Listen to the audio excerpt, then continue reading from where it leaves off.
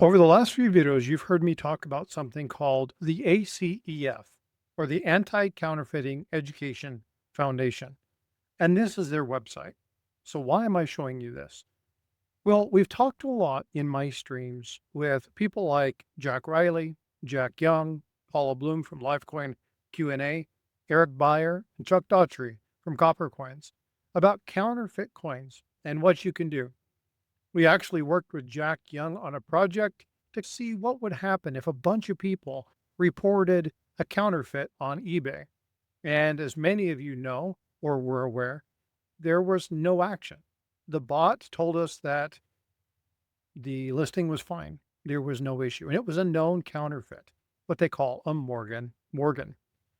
Now, what I'm going to do today is I'm going to walk you through how you can report a counterfeit if you come across one. Now, there's a couple of things that you really need to know when you're doing this. Number one, just because it doesn't look real doesn't mean it's not real. So you really need to have the understanding or have a good premise for why you're saying that this particular coin is not real. But if you find something that you believe to be fake, you can come to the ACEF and report it. Well, how do you do that? I'm going to walk you through that piece by piece. So when you come to the ACEF, you can actually come here and you can go down to report a counterfeit. Now, when you click on report a counterfeit, this screen's going to come up. Now you can scroll down this screen and there'll be a couple different ways in which you can do this. Now you can report one through the Secret Service. You can report one through the FBI. You can report one through the site that you're utilizing. But IC3 is a division of the Federal Bureau of Investigations, and ACEF works with IC3. Now, if you look at this, you can read the information. I'm not going to read this. You can click on this particular item. It will open up a new item that is the Internet Crime Complaint Center, where you can file a complaint there, or you can actually just come down here a little farther and you can fill out your information. Now, the fields marked with an asterisk are required, so you're going to want to put in your name, your phone number, your email. What is the element that you're reporting? What type of counterfeit is it that you're reporting? If it's more than one or if there's multiples, take screenshots of each one of them, mark this accordingly, and then put a description of the counterfeit. You can do a couple different things. You can indicate what their description is and then show why it is. Now, if you look down, it's going to ask you how you determine that it was counterfeit. Now, if it's a known, and let's say that we were working on something together and we had Jack Riley or Jack Young give us exactly what's going on, explain why you know it was a counterfeit. Give good detail here, because the more detail that you can provide, the better. And then where did you obtain the counterfeit? Now, this is something that is a little bit tricky because you may not have obtained it. You may just be reporting it. So report as best you can. In this particular case, it would be a dealer or a business or online. And then in the notation up above or in the notation down below, they're going to indicate that you didn't actually purchase the coin, and you let them know where it's at. Now, here's where the collection comes into place. If you're online, you may not have all this information, so it may take you a little bit of time to do some research.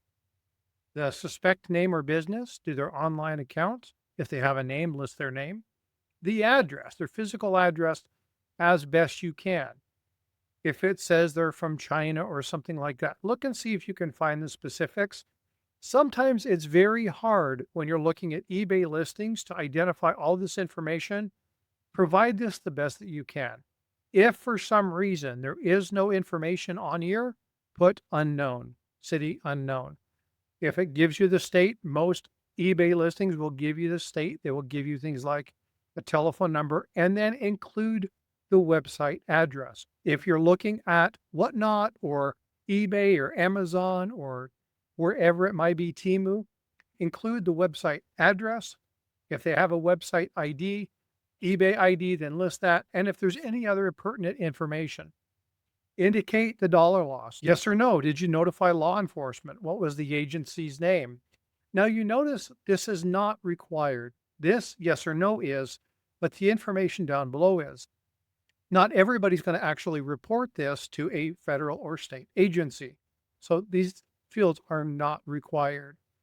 Did the police take the counterfeit into evidence? Obviously, if you didn't contact law enforcement, that's going to be a no. Do you have a photo of the counterfeit? Yes, copied below. Now, this is something that is extremely important.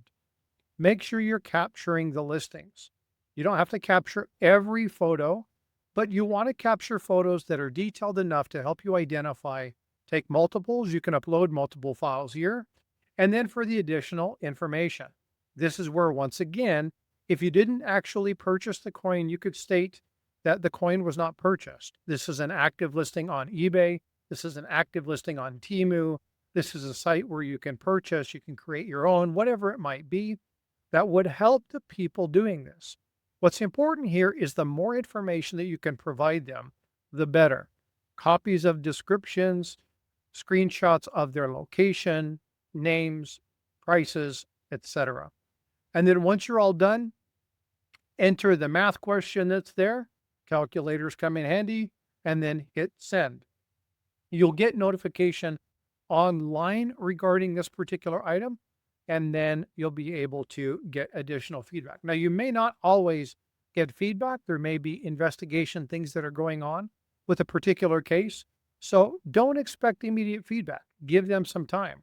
Sometimes you may uncover something that requires sensitivity, and so they may not relay that information back to you, at least not in what you might consider a timely manner. If you want to support the ACEF and continue the great work that they're doing, you can come to the bottom and you can click on donate or online or offline. You can do it via PayPal, or you can go to eBay for charity and it will take you to the associated site. There's always a great list of resources here. And again, if you have any questions, the ACEF is an amazing partner that you want on your team. Now, I have talked with the ACEF, and I'm going to be creating videos from a lot of their content. So pay attention, and you'll be seeing a lot of information coming from them. Again, the intent here is to provide you a community of protection. So ladies and gentlemen, please go check out the Anti-Counterfeiting Education Foundation site. Support the ACEF. If you're not a subscriber to my channel, please subscribe, like, follow, make sure you turn on that notification bell, and I'll be producing some content from them to help you guys be safer and smarter collectors. This is Frostbyte. I hope you have a wonderful day. Remember, it's about community. Take care of yourselves, be well, be blessed, and I will see you in the streams. Take care.